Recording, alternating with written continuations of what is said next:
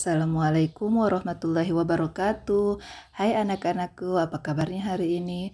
Semoga selalu dalam lindungan Allah Subhanahu wa Ta'ala ya.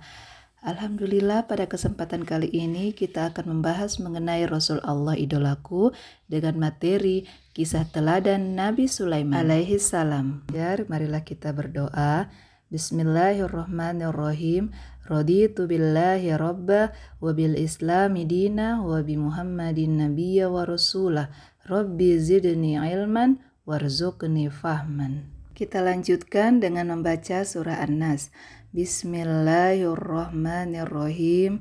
Qul a'udzu birabbin nas, malikin nas, ilahin nas, min syarril waswasil khannas alladzi yuwaswisu fi sudurin nas minal jinnati wan nas.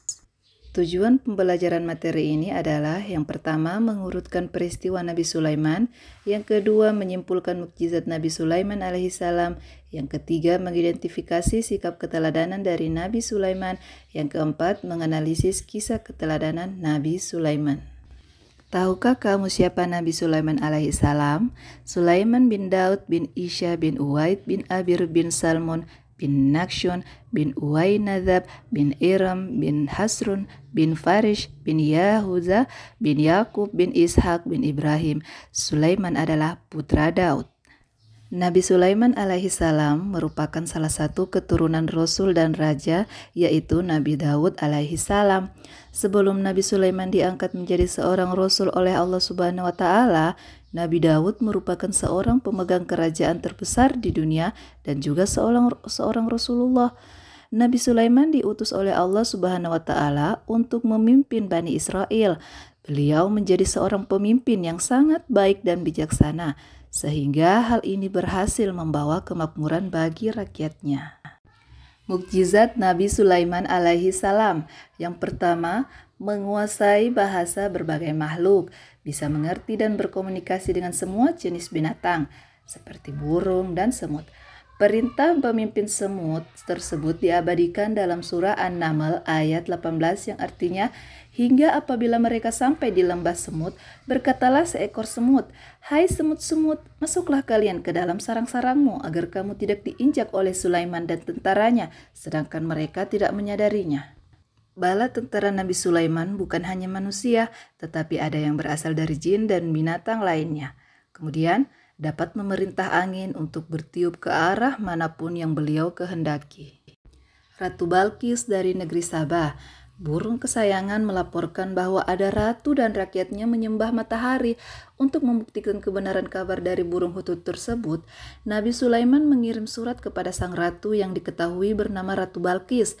Di dalam suratnya, Nabi Sulaiman mengajak Ratu Balqis dan rakyatnya untuk mulai menyembah Allah Subhanahu wa Ta'ala. Nabi Sulaiman memperingatkan Ratu Balqis dan para pembesarnya agar tidak bersikap sombong. Ratu terus memikirkan surat Nabi Sulaiman.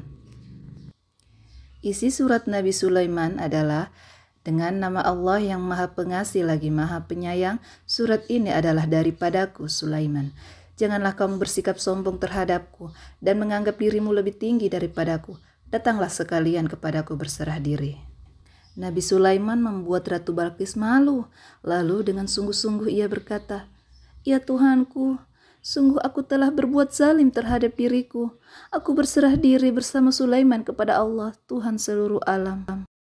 Kesimpulan dari kisah keteladanan Nabi Sulaiman alaihi salam adalah, yang pertama, pemimpin yang amanah, adil, dan bijaksana. Beliau sangat pandai dalam menata serta mengatur kerajaannya. Bahkan Nabi Sulaiman terkenal dengan kebijakan dan keadilannya dalam memberikan sebuah keputusan dalam suatu perkara. Yang kedua, selalu rendah hati dan malu kepada Allah. Nabi Sulaiman merasa malu kepada Allah karena merasa diberikan karunia, nikmat, dan rezeki yang sangat besar dan melimpah. Sedangkan beliau merasa bahwa ibadahnya masih kurang.